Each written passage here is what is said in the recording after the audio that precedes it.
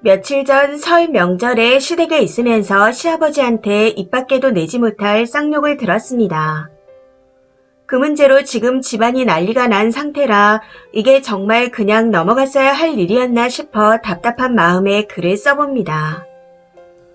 저희 시댁은 설 명절마다 큰 댁으로 새해 인사를 드리러 갑니다. 그런데 이번에는 가기가 꺼려지더라고요. 저희 아이가 현재 10개월 정도 되었는데 시국도 시국이고 감기 기운이 있었거든요. 그래서 시아버지께 상황을 말씀드리고 못 갈 것 같다 했습니다.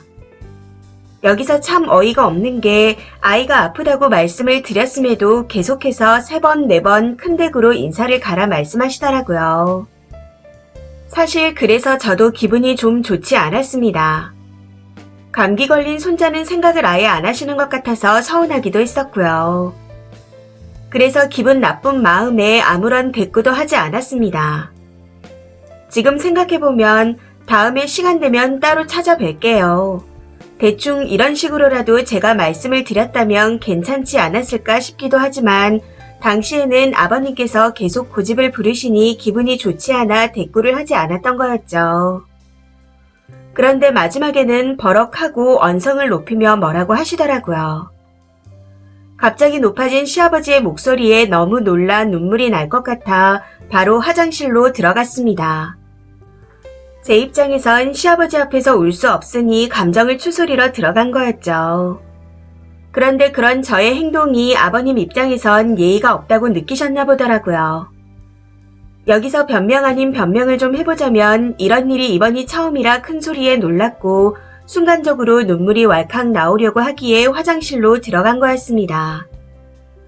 아무튼 제가 화장실에 들어가서 감정을 추스르고 있는데 갑자기 거실에서 차마 입에 담지 못할 욕을 대놓고 제가 들으라는 식으로 하시더라고요. 싸가지 없는 짓을 했니 뭐니 하며 10원짜리까지 찾으시며 욕을 하시다가 도끼를 갖다가 갈라? 이런 말씀도 하시고 저는 제가 그 정도로 욕먹을 만큼 잘못했다고 생각하지 않습니다. 시부모님 말씀에 안 될 것 같다 말씀드렸던 것도 이번이 처음이었는데 이게 쌍욕까지 먹을 일인가요? 그런데 여기서 더 어이가 없고 기가 찼던 건 시아버지께서 그런 욕을 하셨음에도 불구하고 시어머니와 시동생 그리고 남편까지 오로지 제 편이 되어주지 않았다는 겁니다. 남편 말로는 그날 저와 아기를 저희 집에 데려다주고 본인 아버지와 큰 소리를 치며 싸웠다고 하긴 하더라고요. 경비 아저씨도 오셔서 경찰을 불러야 하나 할 정도로 싸웠다고. 그런데 제 입장에서는 아버님께서 욕을 하실 당시 바로 제 편을 들어줬으면 하는 마음이었습니다. 그런 마음 때문인지 아무리 생각을 해봐도 이 일을 저 혼자 감당하기가 너무 벅차다 싶더라고요. 정말 상식 밖의 일이었으니까요. 그래서 이건 일을 크게 벌여서라도 경각심을 느끼게 하고 두 번 다시 이런 일이 없도록 해야겠다는 생각이 들어 친정 부모님께 연락해서 그날 있었던 일을 다 말씀드렸습니다. 결국엔 이 일로 저희 엄마와 시어머니가 통화를 하셨는데 시어머니께서 한마디를 안 지셨다 하네요. 그리고 그날 시어머니께서 저한테도 전화하셔서 한 소리 하시기에 저도 이제까지 쌓였던 게 터지면서 펑펑 울며 할 소리 안 할 소리를 다 해버렸습니다. 그렇게 시어머니와 제가 대판 싸우게 되면서 아주 난리도 아니었습니다. 네, 물론 저도 감정에 복받쳐서 대들고 싸운 건 잘못했다고 생각합니다. 그런데 그런 상황에서 어떤 사람이 자기 감정을 억누르며 이야기를 합니까? 어느 누가 눈이 안 돌아가겠나요? 제가 바람을 핀 것도 아니고 죽을 죄를 진 것도 아닌데 저희 부모님한테도 못 들을 욕을 다른 사람도 아닌 시아버지한테 들어야 하는 게 맞는 건가요? 아무튼 결론은 저희 엄마가 어른들끼리 만나 이야기를 하자고 하셨는데 시어머니께서 이건 우리 집에서 일어난 일이니 아들 내외 부부하고 우리 부부 넷이서 해결하겠다. 사과할 건 하고 받을 건 받고 매듭을 짓겠다. 하고 말씀하셨답니다. 사실 저는 이것도 정말 어이가 없었습니다. 본인들이 불리하니 어른들끼리 만나는 걸 꺼리는 거 아닌가요? 그리고 만약 시부모님과 넷이서 해결을 본다고 불려가면 너는 친정에 왜 알려서 일을 크게 만드냐 하고 말씀하시며 또 저를 나무라실 게 뻔합니다. 그럼 도대체 저는 거기서 뭐라고 해야 하나요? 그렇다고 또 대들고 얼굴을 붉히기도 싫거든요. 많이 지치기도 했고요. 사실 지금도 시어머니와 남편은 이걸 왜 친정에 말해서 일을 크게 만드냐는 식으로 저를 나무랍니다. 그래서 더 힘든 것 같네요. 제가 그렇게 잘못한 건가요? 물론 저도 시댁에서 있었던 일은 친정에 말 안 하는 게 맞다고는 생각합니다. 그래서 저도 그동안 결혼 생활을 하면서 시댁에서 있었던 일은 말씀드리지 않았었고요. 다만 이번 일은 이대로 넘어가선 안 되겠다 싶어 친정에 알린 거였습니다.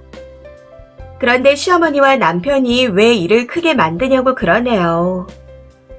저는 이 가정을 지키고 싶어 아직까지는 남편에 대해 신락 같은 희망을 갖고 있습니다. 저희 부부가 잘못되면 아이가 힘들어질 테니까요. 어떻게든 가정만은 지키고 싶은 생각에 남편한테도 계속 가정을 지키고 싶으면 뭐가 중요한지 제발 깨닫고 똑바로 행동해줬으면 좋겠다 했습니다. 3월달에 아이 돌잔치가 있는데 그걸 생각하니 더 심란하네요. 혹시라도 돌잔치 때 무슨 사달이 날까 봐서요.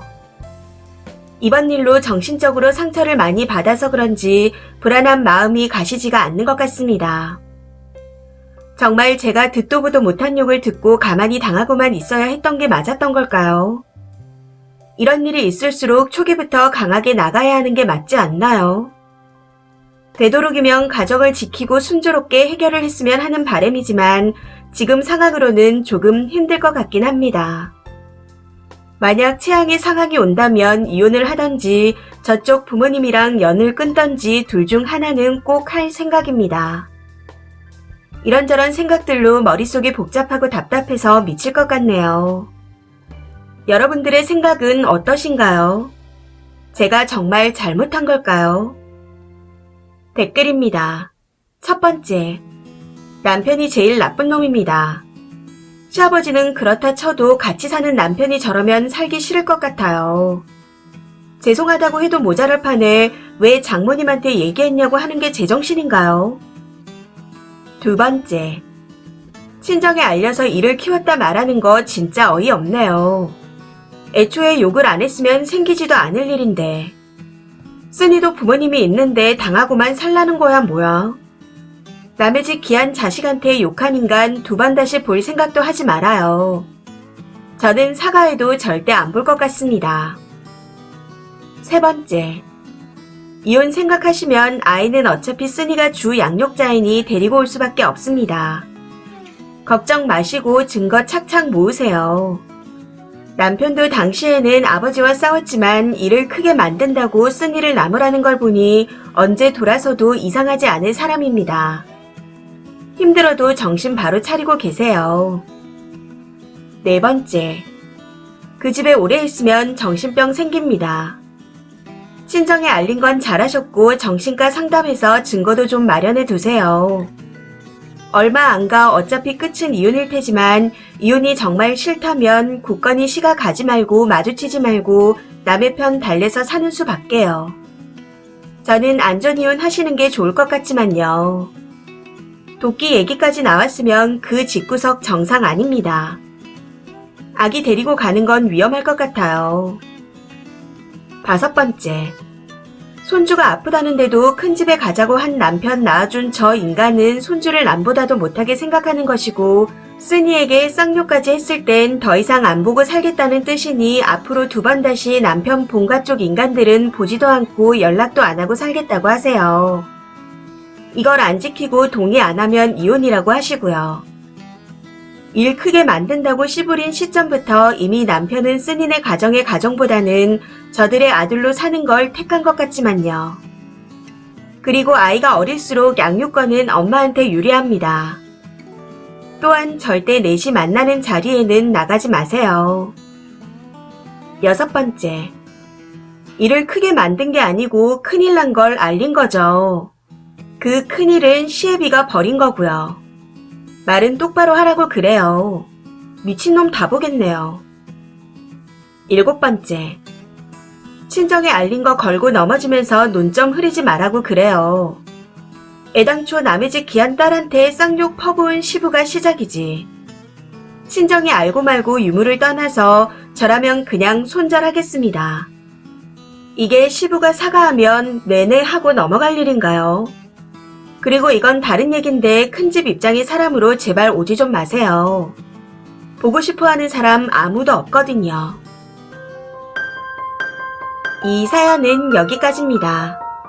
시청해주셔서 감사합니다.